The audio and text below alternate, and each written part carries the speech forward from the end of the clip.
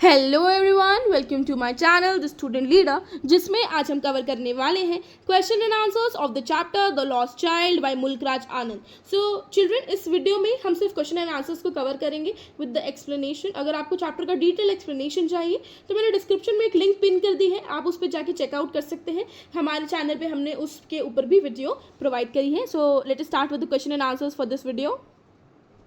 Now, what are the things that child sees on his way to the fair? Why does he lag behind? मतलब पूछा जा रहा है कि ऐसी कौन सी चीज़ें हैं, कौन सी चीज़ें हैं जो उस बच्चे ने उस मेले में, उस कार्निवल में देखी और वो पीछे क्यों रह जा रहा था, बार बार पीछे क्यों रह जा रहा था। On his way to the fair, the child sees toy shops, flowering mustard fields, dragonflies, butterflies, insects, sweet shops, flowers, garlands, colorful balloons, a snake charmer, and a roundabout. He lags behind because he is attracted by these beautiful and interesting things. Being a curious child, he wants to stop and admire everything he sees. तो क्या होता है, बताया जाएंगे। पहले हम question में answer बताएंगे कि वो बच्चा जब आगे बढ़ रहा है मेले की तरफ तो उसने सबसे पहले मस्टर्ड फील्ड देखी जिसमें फूल लगे हुए थे, ड्रैगन फ्लाइज और बटरफ्लाइज और इंसेक्ट्स को देखा।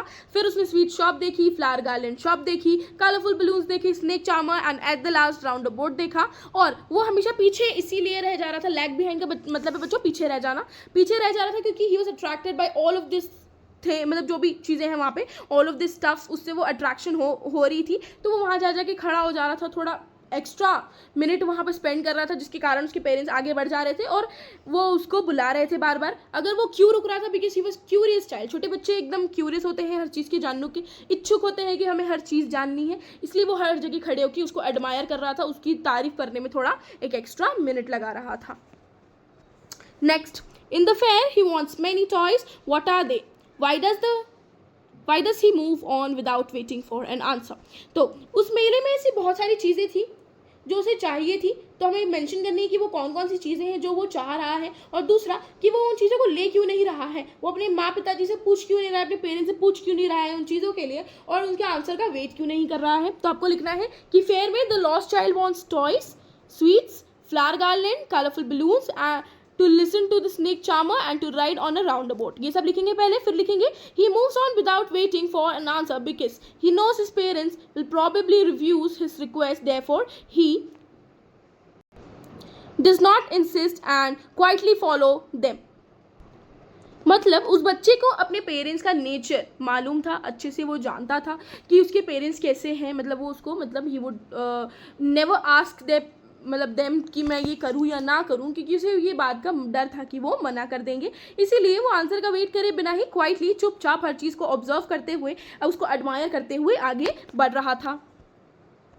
Next, why does he realise, when does he realise that he has lost his way? Have his anxiety and insecurity been described? तो इसमें पूछा जा रहा है कि उस बच्चे को कब समझ में आया या कब पता चला कि वो गुम हो चुका है, और उसकी इस इनसिक्योरिटी को कैसे डिस्क्राइब करेंगे आप, ये पूछा गया है। The child realises that he has lost his way when he turns around to ask his parents for permission to ride the roundabout and finds that they are not there. He becomes frightened and starts searching for them in the crowd. His anxiety and insecurity are shown through his loud cries of mother, father, and his desperate efforts to find them. He feels helpless and terrified without his parents. तो क्या होता है, वो जो child है जैसे ही round about की तरफ अट्रैक्ट होता है, उसका जो डिज़ायर है to ride on that increases, और वो बहुत ज़्यादा ही ओवर पावर करता है उसको, जिसके कारण वो पीछे मुड़ता है अपने माँ पिताजी से परमिशन लेने के लिए कि क्या वो उस पर झूल सकता है, क्या वो उस पर जा सकता है। तो जैसे ही वो पीछे देखता है, वो देखता है कि उसके जो पेरेंट्स हैं, उसके मम्मा पापा हैं, they are now not with him, वो कहीं भी आसपास दिखाई नहीं दे रहे हैं। तो उसकी जो, वो बहुत ज़्यादा डर जाता है, सहम जाता है, और क्राउड में इधर उधर फुल ऑफ एंजाइटी, बहुत ज़्यादा फ्राइटेंड होके, डरा हुआ, सहमा हुआ, रो के इधर उधर मम्मी पापा को आवाज़ लगाता है, मदर फादर ऐसी आवाज़ लगाता है। एंड उसके डेस्परेट एफर्ट्स, यानी कि उसकी, ही वॉज रियली वेरी डेस्परेट, वो चाहता था कि अपनी मम्मी पापा को ढूंढ पाए, बट वो नहीं ढूंढ पा रहा था और अपने आप को हेल्पलेस और टेरिफाइड फील कर रहा था। Next, why does the lost child lose interest in the things that he had wanted earlier? मतलब जैसे ही उसके मम्मी पापा गुम हो जाते हैं, जब उसको वो जो अनजान आदमी है, द काइंड पर्सन, जब वो उसको ऑफर करता है about all the leisures of the fair, मतलब जिस फेयर में जो जो चीज़ उसको चाहिए थी वो उस चीज़ों को प्रोवाइड कर रहा था, तो वो अब उसको वो चीज़ क्यों नहीं चाहिए थी, अब वो नहीं चाहने का कारण क्या था. The lost child loses interest in the things he had wanted earlier because he is deeply worried about his missing parents. The toys, sweets, balloons, flowers, rides no longer matter to him. His only desire is to find his mother and father and feel safe again. मतलब वो जो बच्चा है बच्चों, वो बच्चा अब बहुत ज़्यादा he is now not interested in anything, मतलब उस फेयर में कोई भी चीज़ है वो उन चीज़ों को बिल्कुल भी अट्रैक्ट नहीं हो रहा है, नो मैटर वो बलून हो, स्वीट्स हो, फ्लावर्स हो, राइड्स हो. लेकिन अब उसे चाहिए उसके पेरेंट्स एट एनी कॉस्ट. वो सोच रहा है कि काश मेरे पेरेंट्स मेरे पास आ जाए और बाकी चीज़ों की मुझे कोई उम्मीद नहीं है. Next question, what do you think happens in the end? Does the child find his parents? अब ये स्टोरी में बताया तो गया नहीं है कि वो ढूंढता है या नहीं ढूंढता है, तो अब हमें अपने मन से लिखना है बच्चों. आंसर आप अपनी मर्जी से दे सकते हैं, लेकिन वो थोड़ा रिलेटेबल होना चाहिए टू द क्वेश्चन, क्योंकि आप 10th क्लास में हैं, बोर्ड के आंसर्स थोड़े ध्यान से लिखते हैं. The story does not clarify or clearly tell us that what happens in the end. However, it is likely that the kind man helps the child find his parents. Since the child is continuously crying for them, readers naturally hope that he is reunited with them. The ending is left to the readers to imagination. तो क्या होता है, वो बोलते हैं कि जैसे कि हमने देखा कि वो जो काइंड मैन है, ही वॉज सर्चिंग फॉर वो बच्चे के पेरेंट्स, वो इधर उधर ढूंढ रहा था, तो प्रॉबेबली उसने ढूंढ ही दिए होंगे उसके parents.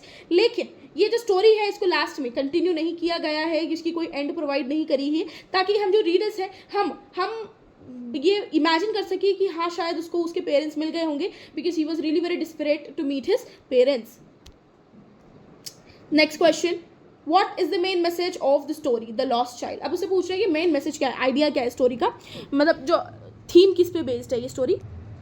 The main message of the story is that a child's greatest source of happiness and security is the love and presence of his parents. Material attractions such as toys, sweets, balloons, and rides become meaningless when parental care and protection are lost. The story highlights the strongest emotional bond between parents and children. तो क्या बताया जा रहा है कि इंसान, मतलब ये स्टोरी बताई जा रही है कि सबसे बड़ा जो खुशी है ना, वो है अपने पेरेंट्स की प्रेजेंस में. अगर हमारा पेरेंट्स का लव, सिक्योरिटी और उनकी प्रेजेंस हमारे साथ है, तो मटेरियल अट्रैक्शंस कुछ भी नहीं है हमारे लिए. ये मटेरियलिस्टिक वर्ल्ड के लिए हम लॉन्ग नहीं करेंगे, डिज़ायर नहीं करेंगे, और उनका लव और प्रोटेक्शन जिस दिन खो जाएगा उस दिन ये सारी चीज़ें भी हमारे लिए नॉन वैल्यूएबल स्टफ हो जाएंगी. ये स्टोरी हाईलाइट करती है strong emotional bond between parents and children, कि वो माता पिता यानी कि पेरेंट्स और बच्चों का जो बीच में जो बॉन्ड है उसको ये सिग्निफाई करती है ये story.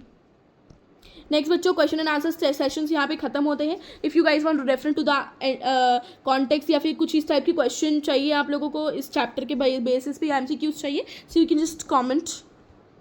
Thank you so much for this video.